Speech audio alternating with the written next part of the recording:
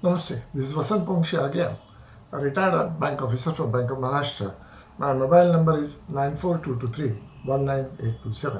So I'm coming with the last video number 8 of my video 4 of series 2, Bank Nationalization to Bank Privatisation, in which I'm covering the period from 1969 to 2020, and in this part H of 4, I'm covering many important aspects after 2017 to 2020. Now, to start with this part H, let us see which are the bills which are pending on the floor of the Parliament. There are 5 important bills. They are pending. They are likely to come up in the coming session. What are those bills? The Occupational Safety, Health and Working Conditions Code 2019 that has been placed on 23rd July. Then Companies Amendment Bill 2020, it has been put to the floor on 17th March. Then Banking Regulation Amendment Bill 2020, it has been placed on 3rd March 2020. Then Code on Social Security 375 to 2019 bill, it has been placed on December 19. Then Industrial Relations Code 364, it is placed on 2019, and Code of Wages Bill 184 number 2019, and one more bill in new avatar of FSD R R Bill we have already spoken in the previous part. Now a little bit we will go through quickly about the Khan Committee, HR Khan Committee, which was appointed by SEBI, and it submitted its report on 24th March 1929, and they wanted to liberalize the FPI norms as far as the foreign direct investment to come into the bank, and they were feeling that concisely there should be a concept of universal banking in a superstore financial products like, and corporates can give loans and avail of other handy services while they can deposit and borrow. That was the concept of Khan Committee. And the practice of universal banking is common in European countries, as they said, in which they found 3 norms, 3 forms of that. What was that? In-house universal banks. Second, universal banking through separate subsidiaries. And third, universal banking through holding companies. And advantages and disadvantages of all these 3 norms were discussed by the Khan Committee. And it was expected that the better resource utilization, brand name leverages, and existing clientele leverage value-added services at one-stop basis can be given through this concept, and it will save lots of transaction costs. That was the thinking of the Khan Committee when they submitted its report. At the end of his career, working group on development of corporate bond markets in India, he was also there in that committee, and that Khan Committee report, it said that allow banks to pledge corporate bonds as a collateral security with RBI. That was another report of the Khan Committee. Then we come to the big issue of 2019, that about the funds given by Reserve Bank of India out of its own reserves, and a lot of deliberations took place, and claims and counterclaims, criticism for and against took place. But ultimately, the Reserve Bank of India, they handed over 1.76 lakh crores to Government of India out of its reserves of 38,30,997 crores.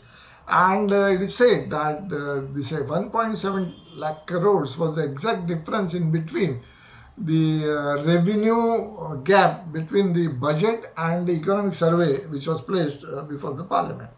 Now, while this 1,76,000 crores were taken by the government out of the reserves, at the same time, a big package of 1,45,000 crores by way of tax rebates was offered to the business houses and corporates, and people were linking these 2 issues with another. Now we go a little back and we talk about the company law and amendments, how those amendments have affected in today's banking. We will like to look for 2013, then developments in 19, and then 2020. The Companies Act 2013 was passed by the government, has received the assent of President in August 13. And the Companies Act 13 has been notified in the Gazette in August 13 itself.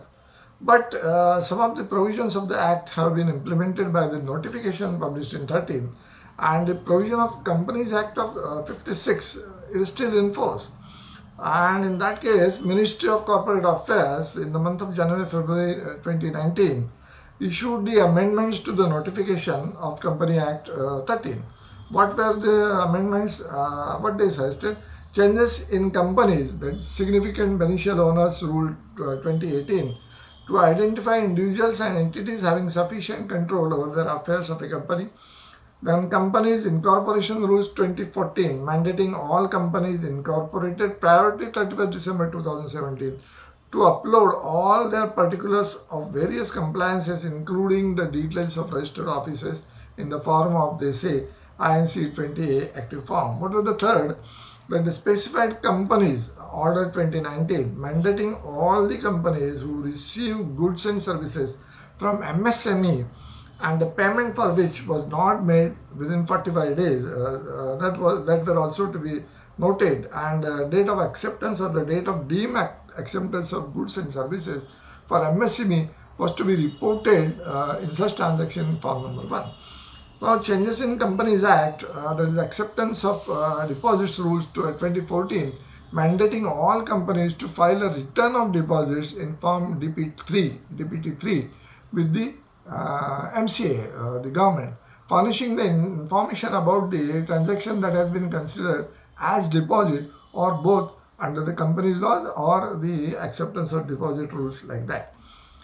Now, what has been observed is that the public sector banks are corporate entities, and where the government is owner of at least 51% of the equity, that is the position of private public sector banks. The entire public limited companies, where as a private bank and also as a companies, are private companies with a majority shareholding in the private hands. But the public sector banks are governed by separate acts of the parliament, while the private sector companies are governed by the Companies Act of 1956. Because of this, what happened? Subsequent to this amendment, let us not correlate anything, but the fact remains that the appointments of employees and officer directors on the boards of the banks have been almost stopped. There is no appointment. Workers' participation in the governance, management governance, has been given go by.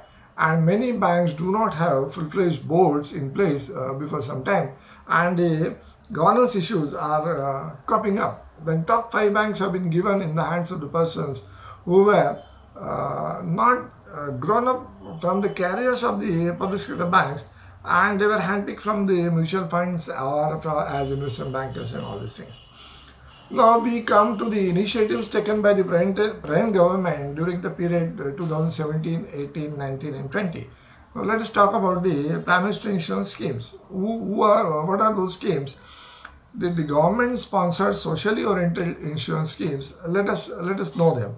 Pradhan Mantri Jivan Jyoti Bima Yojana, then Pradhan Mantri Suraksha Bima Yojana, then life cover under the Pradhan Mantri Jan Dhan Yojana, very famous, then Varishta Pension Yojana Bima Yojana, then Pradhan Mantri Fasal Bima Yojana, then Pradhan Mantri Vaya Vandhan Yojana for the senior citizens pension scheme, then restructured weather-based crop insurance scheme that was also brought, very innovative. And these insurance schemes, they have been brought for the services of Jan Dhan, senior citizens, farmers and different stratas of the country. Now we talk about a little difficult period, a little bad patch of the public sector bank. And it is observed that during 1819, the banks have reported frauds to the extent of 71,500 crores. And 74% increase is there, because previously the frauds were around 41,000 crores. And in a report of Reserve Bank of India, they have said that the number of fraud cases reported by the lenders jumped to 6,800, which were initially 5,900, something like that. And subsequently, a total of 8,926 cases of frauds involving the amount of 1.17 lakh crores hit more than 18 public sector banks during the first quarter of the year of the current fiscal. And the country's largest lender, State Bank of India, was the biggest hit by the fraud. The committee, which was appointed by the Reserve Bank of India, has submitted its suggestions on promoting the digital payments. Now they say that the frauds are taking place, so what could be done? So The committee gave suggestions for promoting digital payments, and it was appointed under the chairmanship of Nilkeni, the person who developed Aadhaar and all these things. And this panel suggested that there should be 24 by 7, 24 hours, round the clock RTGS and NEFT, and the charges should be eliminated. And then it also suggested that it moves duty-free import of POS machines. That was the suggestion. And to encourage digital payment, the committee suggested that including elimination of charges, round the clock this facility should be given, and there should not be any duty for the imports of related machinery. Now, among other things which were suggested by the committee, what were they? That they said that no convenience fee on the payments made to the government by the agencies or by the customers should be charged. Then it recommended that the payment systems should be machine driven and online dispute resolution system should be in place. Committee also recommended that appropriate mechanism to monitor the digital payment system and make aggregated information based on the blocks and PIN code that also should be incorporated. That was a vast area covered. And they said that the panel was of the opinion that the customer must be allowed to initiate and accept a reasonable number of digital payment transactions with no charges. Today, but they say some number of transactions are restricted, maybe on ATM or maybe on cash withdrawals or something like that. But they said there should not be any restrictions. Now, as we have seen in the previous video, the FSD bill, which was introduced in 2017 with bail-in clause, was withdrawn by the government because of the lots of opposition to that. But new FSD R Bill 2019, it has been named 2019, has been pushed to the floor of the parliament, and it may come up any day in the coming session.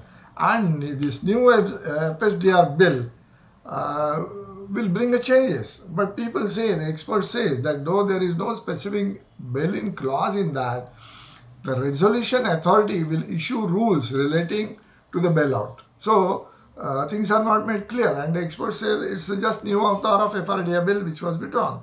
And the expert says that as per the proposals, the depositors' money can be used for the bailout if it comes to, so that resolution authority has got powers to that extent. And as I said, that though the bill was, FSD bill was taken back, the new bill, that is Financial Sector Development Regulation and Resolution Bill 2019, they say it is re-christened old bill. That is what the experts are saying. Let us see what happens in the next sessions of the parliament.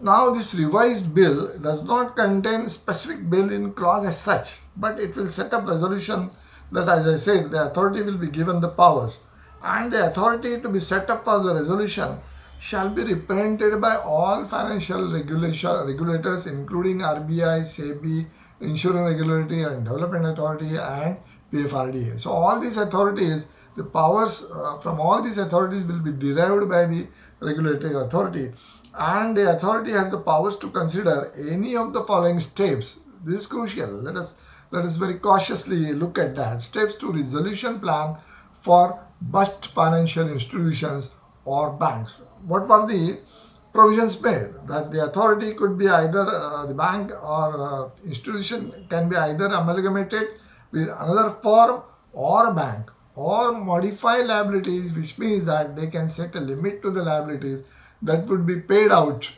or assets could be sold off to the asset reconstruction company, the ARC, or other, and an interim mechanism could be created while the financial decisions are taken.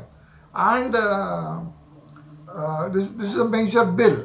They say it is a FSD bill in another avatar, and let us wait for what is happening for this bill in the coming sessions of the parliament.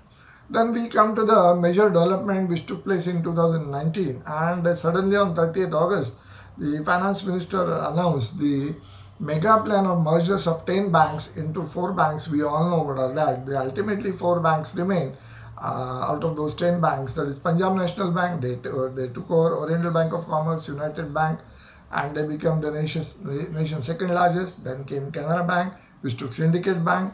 Then Union Bank of India, which took Andhra Bank and Corporation Bank, and Indian Bank, which took Allahabad Bank. And uh, subsequently, the COVID came, and it was expected that though the merger plans have been announced, in view of the COVID situation, actual merger may not take place. Some applications were made, but government went ahead vehemently, and they conducted the merger on 1st April of 2020, and they say that the technological integration has yet to take place, and it will take place in by the time 31st March 2020. Then we come to the latest very catchy issue. Now what they say, that the COVID is act of God, and because of that problems are coming. And the economy, which was already ailing and job losses were there, and the COVID has come, so that is why they say that it is because of the act of God. And the paradox was seen that taking place, that GDP is falling, but inflation is on little rise. And World Bank, IMF, they indicated a very disastrous scene as far as Indian economy is concerned. And they say, as compared to other countries, India has not done well. And as we all know, the recent figures pronounced by Government of India for the previous quarter, they say that the growth is negative, 23% negative growth is there. So in view of this COVID, on 27 March, RBI took, since then, RBI took many initiatives, and mainly it reduced the repo rate, because most of the banks, they were parking their funds with the Reserve Bank of India instead of lending. Now recently the RBI governor has said that bankers should look inwardly. They should not be worried about taking risk, and if they go ahead to be much risk averse, and if they do not lend, then they will create problems for their own. The another bill petition is pending in the Supreme Court, where the issue about the charging interest on the advances for the moratorium period is going on. It has been fixed on 10 September. Now what RBI did, they reduced the repo rate, they also reduced reverse repo rate, then the simplified personal income regime was reduced, and tax code was streamlined, and the dividend distribution tax to encourage private sector investment, that was also there. Then they say the expansion of Prime Minister's Kisan scheme, that was expanded, and as I have been telling, more than 1 crore cards have been issued by the banks.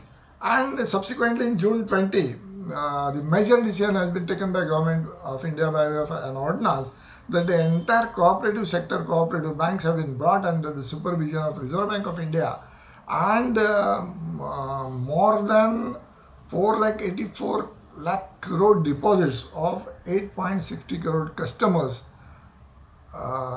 those who are parked by the customers in 1,540 cooperative banks. Now they are under the supervision of Reserve Bank of India. So 8.60 crore customers, 4.84 lakh deposits, and 1540 cooperative banks are now under the control of the Reserve Bank of India. Now another observation which has been talked in the industry is about the privatization issue of the bank, about which I have already spoken, and while concluding this series I will be coming with a short video. The another observation is that the net worth of the nationalized banks is 3,06,000 crore. And how much is the combined market cap of these banks which are likely to be placed for the privatization on the block? That will be a matter of study. But it's a fact that government has also infused around 3 lakh crore as the capital. Now they say that the post-COVID effect, it is said that the banks may need another $30 to $50 billion by way of fresh capital. Now, as per one estimate, the NPAs will go up to by around 1.67 lakh crores. So NPA will go up, capital will get eroded, and more capital will be required, and government may not be in a position to infuse the capital, and the banks will have to plan different norms, different formats to raise the capital. And in any case, government wants that the government stake should come down below 75% in any case, because it is applicable to other PSU sectors also. So in short, a shortfall of 2.3 lakh crores of GST collection is killing the economy, and the fight is going on in between the states and central government States are demanding their share. Central government is saying there is a shortfall. It's an act of God. And who will raise the loan? Whether states will raise the loan or central government shall raise the loan. That is the big issue being talked.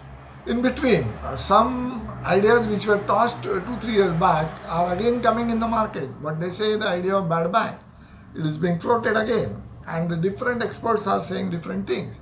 But the nationalized banks are eager to see that if the bad bank comes, they will push their all big NPAs to the bad banks, and it will be a baby of bad banks.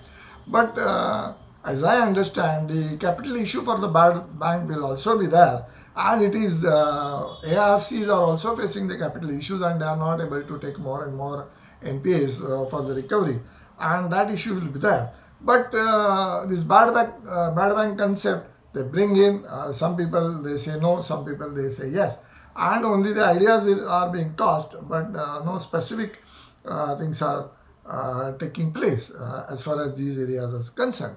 Now here I am ending this part H of this video 4, and almost all things I have covered from 1969 to 2020 in this, and one more video I will be coming out as to for the conclusion as to overall scene, what is the Atmanirbhar package, what are the effects, what is the GDP, how rural economy is dealing, how technology is coming in place, and what would be the future for the public sector banks, and that I will try to cover in a summary part of this series. So one small video will come for not more than 10 to 15 minutes, in which I will be covering all 1, 2, 3, 4 videos and very important topics and some latest development which may be taking place. And that video I shall be recording and pushing to the people, so it will be very hot and it will be latest from my side. So with this I conclude part H, video number 4, A to H, all parts this I have recorded. I'll be pushing it shortly. With this I take your leave. Await my conclusion part, which will cover the hot stories of latest in banking and economics. With this I thank you for watching this video. Thank you. Await my next video, and my success mantra for bank officers is being well received. I am thankful to all for that. With this, thank you. I stop here. Thank you.